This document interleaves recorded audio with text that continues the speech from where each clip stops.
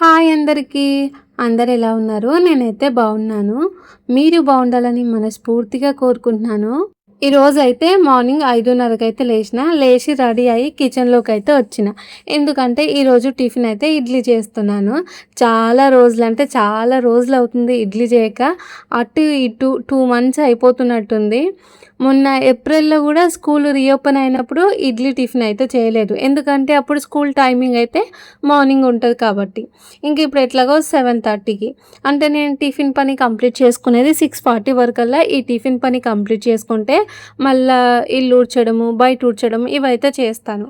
అయితే ఇంకా నేను 5:30కి కిచెన్‌లోకొచ్చిన. అప్పుడే మా సార్ అయితే నన్ను పిలిచిండు. ఎందుకంటే హెయిర్ కట్ చేయమని అయితే అడిగిండు. నేను అన్నాను కదా టిఫిన్ చేసుకోవాలి, మళ్ళా లేట్ అయితది, నేను చెయ్యను అన్నాను. లేదు నాకు హెయిర్ బాగా పెరిగింది, కట్ చేయనైతే అన్నారు. మా సార్ అయితే ఎక్కువ బార్బర్‌తోని గాకుండా నాతోనే కటింగ్ అయితే చేయించుకుంటారు.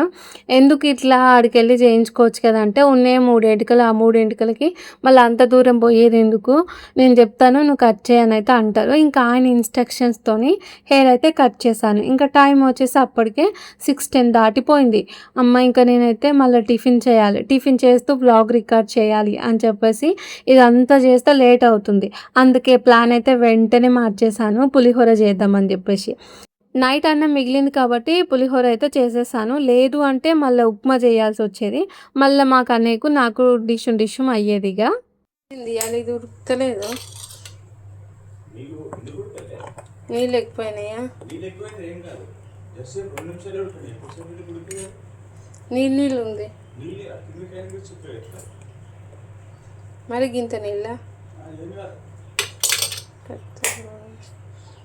పులిహోర అయితే పిల్లల వరకే సరిపోతుంది అనుకున్నాను. మా సార్కి వేరే టిఫిన్ చేయాలని చెప్పేసి ఆలోచించాను. కానీ పులిహోర పిల్లలకి సరిపోగా ఇంకొంచెం మిగులుతుంది, బాక్స్లో పెట్టనా అని చెప్పి మా సార్ని అడిగితే తను నాకు వద్దు అన్నారు. ఇంట్లో ఎట్లాగో సజ్జలు, జొన్నలు, రాగులతోనే చేసిన పౌడర్ అయితే ఉంది. అది నేనేం చేయలేదు. మిల్లు కాడ నుంచి మా సార్ తీసుకొని వచ్చిండు. అది వేడి నీళ్ళలో బాయిల్ చేసుకొని జావలాగా కాసుకొని అయితే తాగుతున్నాము. నాకు అదే చేసి పెట్టని మా సార్ అంటే అదే చేశాను. కానీ నీళ్ళు ఎక్కువ అయిపోయింది, ఎక్కువ పలచగా అయితే అయింది. మా సార్కి చెప్పిన పలచగా అయిందంటే పర్లేదు అట్లనే అయితే బాక్స్ పెట్టేసేయని మా సార్ కూడా అన్నారు.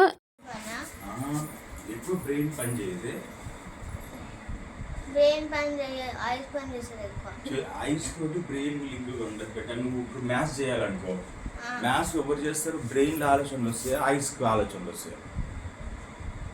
చెప్పు, ఇక్కడ బారో తీసుకోవాలన్నా తీసుకోవద్దా, అటు పోవాలన్నా ఇటు పోవాలన్నా ఆయన ఎవరు ఆలోచన చేస్తారు? ఐస్ చూస్తుంది కానీ బ్రెయిన్ కాదు.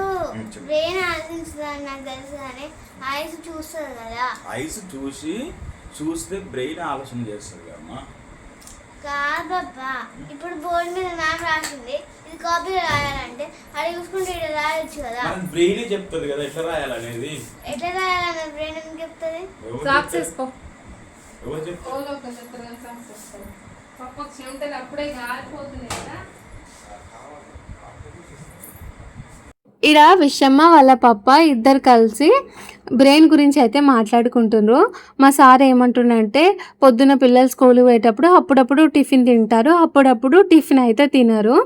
అయితే వామ్ వాటర్లో బూస్ట్ కలుపుకొని అయితే తాగమని చెప్తుండు. అట్లనే ఒక 4-5 బాదం అయితే తీసి పక్కన పెట్టిండు.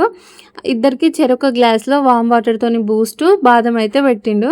ఇవి తినరు నాన్న, ఇవి తినడం వల్ల మార్నింగ్ బ్రెయిన్ యాక్టివేట్ అవుతుంది, ఎనర్జెటిక్గా ఉంటారు అని అయితే మా సార్ చెప్తే, బ్రెయిన్ కాదు పప్ప అన్ని పనులు చేసేది, ఐస్ చేస్తుంది అని చెప్పేసి విషమ డిస్కషన్ అయితే చేసింది వాళ్ళ పప్పతోని. పిట్టలు ఓడుచుకొని తింటే కట్ చేసి పెడతాలే.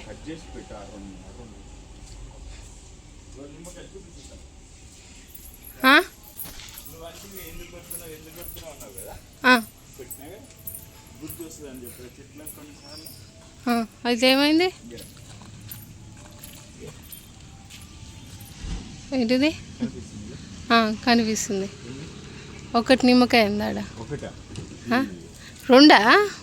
రెండు ఉన్నాయి. అగో దాని కింద ఉంది ఒకటి, అగోదాడ. మీ అందరికీ ఎన్నిసార్లు చెప్పానో గుర్తుందా? మా నిమ్మ చెట్టు అయితే పెట్టి 4-5 సంవత్సరాల పైన అయిపోతుంది. ఇంతవరకు ఒక్కటంటే ఒక్క కాయ కూడా కాయలేదని అయితే చెప్పిన. అయితే మొన్న లాస్ట్ ఇయర్ అయితే మా ఇంటికి వెళ్ళినప్పుడు అత్తమ్మ ఏం చెప్పిందంటే, చెట్టు ముంగట చెట్టుని కాయలు కాయకపోతే కొట్టేస్తాము, లేకపోతే మొత్తమే తీసేస్తాము అని చెప్తే ఆ చెట్టు భయపడి వెంటనే కాయలు కానీ పువ్వులను కానీ ఇస్తుందని అయితే మా అత్తమ్మ చెప్పింది. ఇంటికా నుంచి రాగానే అట్లా 2-3 సార్లు నేను మా సారు ఆ చెట్టు ముంగడైతే డిస్కషన్ చేసాము. అలా చేసిన తర్వాత ఫ్లవర్స్ వచ్చి రాలిపోయినాయి. ఇక మా సార్ అన్నారు కదా, ఈ చెట్టుకు భయం పెట్టాలి అని చెప్పేసి చెట్టునైతే కొట్టేస్తా అని చెప్పాడు. నేను వద్దు అన్నాను. ఇక అప్పటి మటుకు సరే అని చెప్పేసి తెల్లారి నేను లేచే వరకే చెట్టునైతే కొట్టేసిండు. నేను ఇంకా లేచిన తర్వాత చూసి, అంత మంచి చెట్టును ఎందుకు ఖరాబ్ చేసినావు అట్లా ఇట్లా అని చెప్పేసి గొడవ అయితే పెట్టుకున్నాను. కానీ నిజంగా పెద్దలు చెప్పిందే నిజమైంది. చెట్టు ముంగట అట్లా మాట్లాడుకోవడము, చెట్టును కొట్టేస్తే కాయలు అయితే వెంటనే వచ్చినాయి. ఆ కాయలు చూడగానే మాకైతే మస్తు సంబరం అనిపించింది. మొత్తం చెట్టుకు 4-5 కాయలు అయితే ఉన్నాయి.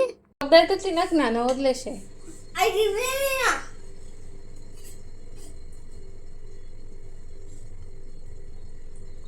నీకు నేను చేసింది తినాలి, నీకు ఇష్టం ఉన్నాయని ప్రతిసారి నేను ఉండను.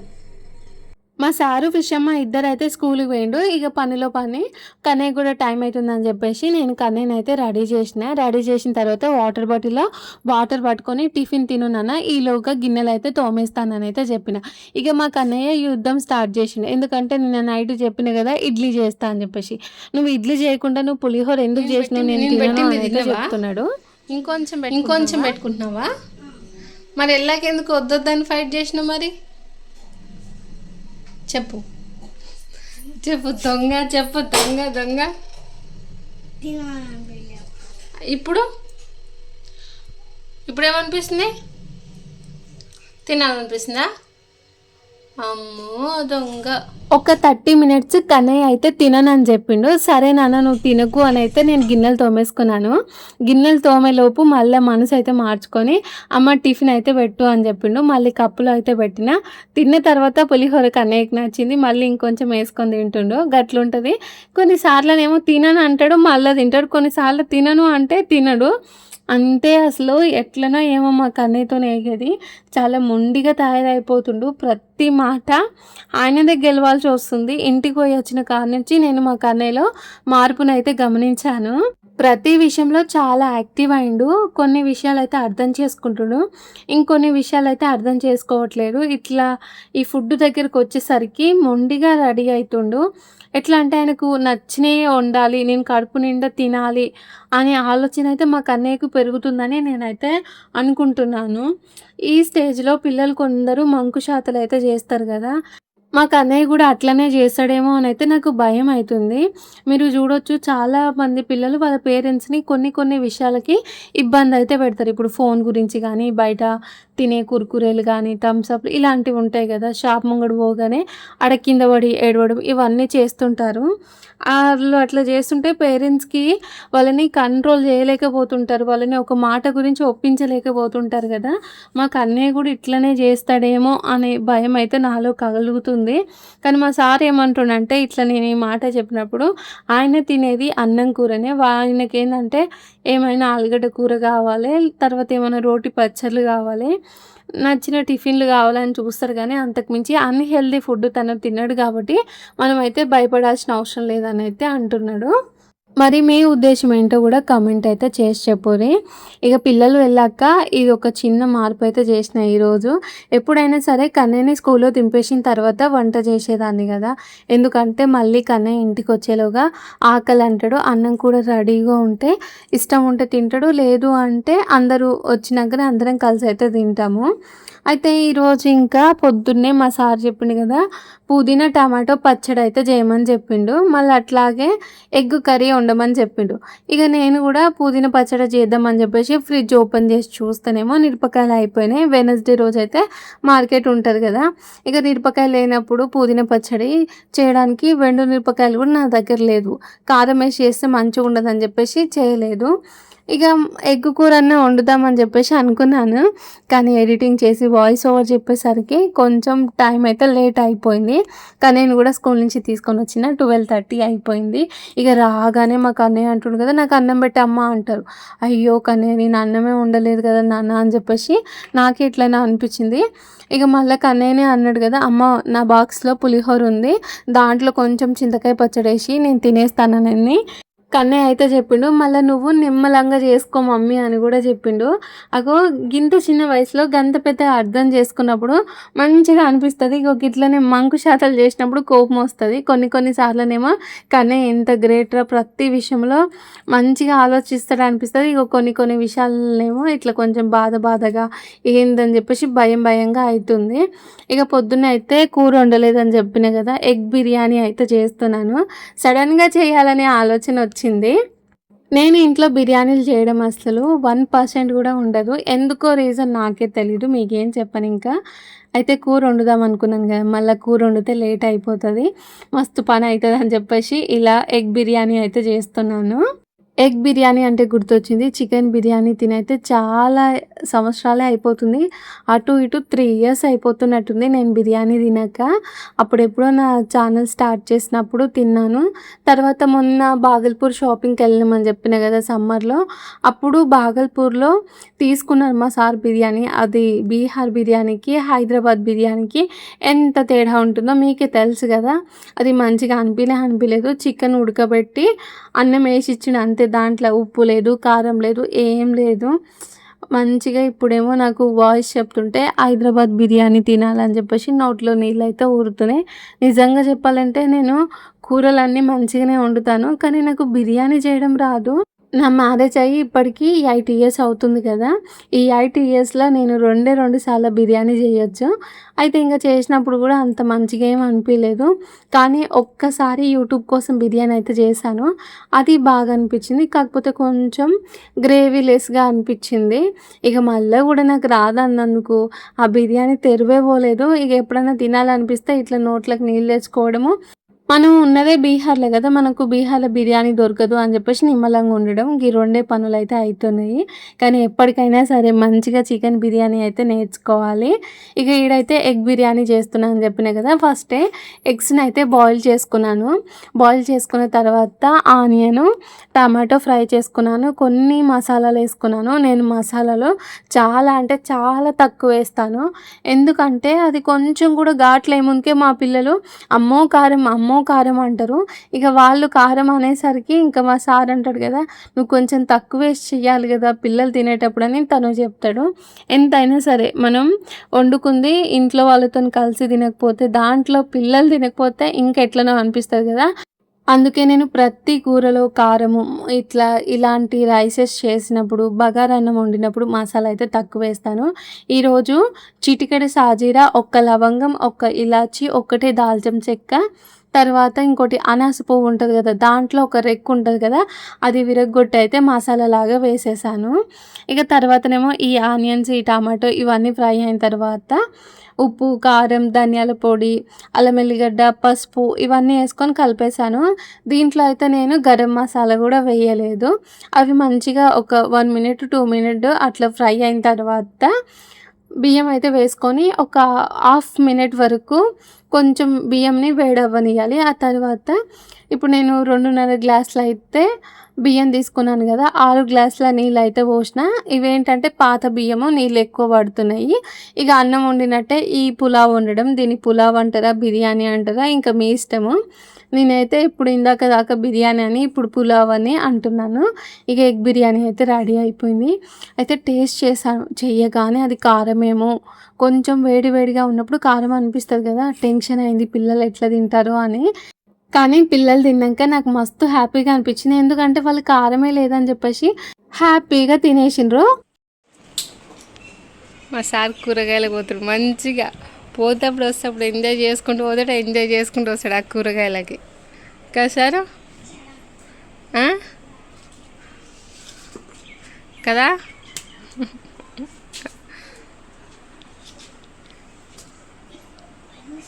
వెనస్డే రోజు, సాటర్డే రోజు ఫుల్ రష్ ఉంటుంది కదా, అసలు ఎందుకే ఇక్కడ ఇంతగానం వస్తారు మన దగ్గర, ఇంతగానం రారు కదా మార్కెట్లకి. సీరియస్గా ఉండు, ఏం చెప్పినా ఆన్సర్ ఇస్తలేడు. అడిగిన ఏం చేస్తాం, కొన్నిసార్లు అట్లనే ఉంటుంది, అన్నిసార్లు రిప్లై రాదు మనకి కదా సారు. ఇప్పుడు గట్టిగా అంటే 2 మాటలు తిట్టినా తిడతారు, ఎందుకు వచ్చిన బాధ అప్పుడు అంటుండాలి.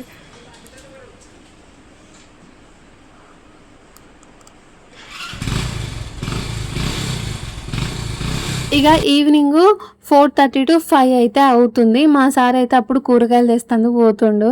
ఇడ మార్కెట్కి వెళ్ళడం అంటే చాలా కష్టము. బుధవారం శనివారం మార్కెట్ ఉంటుంది. ఆ మార్కెట్లో అడుగు పెట్టలేనంత జనం ఉంటారు, మస్తు ఇరుకుంటారు, మస్తు మంది వస్తారు. ఈ సంచులు పట్టుకొని నడవడము, బైక్ పార్క్ చేయడము, లేదు అంటే ఆ ట్రాఫిక్ని దాటుకొని రావడం పెద్ద సాహసమే అన్నట్టు. ఇక మా సార్ ఏమో మార్కెట్కి పోతుండు కదా, ఆయన ముందే ఆలోచిస్తుండే, అబ్బా జనాలు ఉంటారా, ఇబ్బంది అవుతుంది, తలనొప్పి ఉంటుంది, గంటన్నర పడుతుంది, 2 గంటలు పడుతుంది అని ఆలోచిస్తుండే. అప్పుడే నేను 2 డైలాగులు అయితే వేసిన, ఎంజాయ్ చేసుకుంటూ పోతాడని చెప్పేసి. మా సార్ సప్పుడు చేయక సీరియస్గా ఉండు, అనవసరంగా పెద్ద పుల్లి నోట్లో తల ఎందుకు పెట్టడం అని చెప్పేసి మాట్లాడిన 2 మాటలు మాట్లాడి సప్పుడు గంట అయితే ఉన్నాను. ఇక మా సార్ అయితే పోయి కూరగాయలు అయితే తీసుకొని వచ్చిండు. ఈలోగా నేను ఈవినింగ్ పనులన్నీ కంప్లీట్ చేసుకొని పిల్లల్ని కూడా చదివించేసాను. అన్నం కూడా పొయ్యి మీద పెట్టిన, మధ్యాహ్నం చేసిన కొంచెం ఆ బిర్యానీ అయితే ఉంది, కొంచెం అన్నం సరిపోతుంది. ఇంకా కూరగాయలు అయితే సర్దుకుందామని చెప్పేసి బ్యాగ్ ఓపెన్ చేశాను. ఆడ వర్షం పడడం వల్ల ఏం కూరగాయలు లేవంట. వర్షం పడ్డా ఇదే పరిస్థితి, పడకపోయినా కూడా ఇదే పరిస్థితి. దొండకాయలు, బెండకాయలు, బీరకాయ, ఆలుగడ్డ, ఉల్లిగడ్డ ఇవి తప్ప ఇంకేం ఉండవు. తిని నాకు బోర్ వస్తుంది, చూసి మీకు కూడా బోర్ వస్తుంది. ఈరోజు ఈ వ్లాగ్ మీకు ఎలా అనిపించింది, మీ ఇంట్లో కూడా ఇలానే ఉంటుందా, కమెంట్ అయితే చేసి చెప్పుర్రి. వీడియో నచ్చితే లైక్ చేసి మన ఛానల్ని సబ్స్క్రైబ్ చేయండి. ఓకే ఫ్రెండ్స్, బాయ్, మరి గుడ్ నైట్.